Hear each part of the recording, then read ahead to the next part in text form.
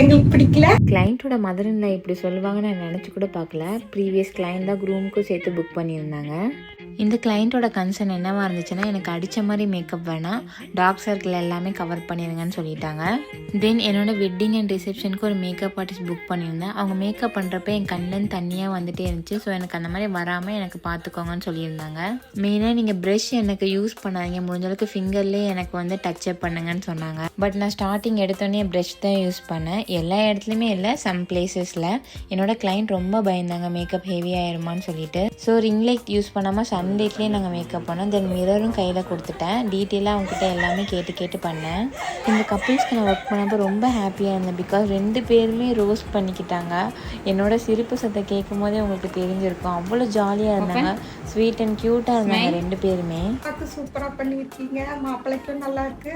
Last time பண்ணது மாப்பிள்ளைக்கு எங்களுக்கு பிடிக்கல, இது ரொம்ப பிடிச்சிருக்கு. Okay okay, thank you ma'am. ரொம்ப பிடிச்சிருந்தீங்க. ஒவ்வொன்றும் ஒவ்வொரு தடவை கேட்டு நீட்டாக பண்ணியிருந்தீங்க.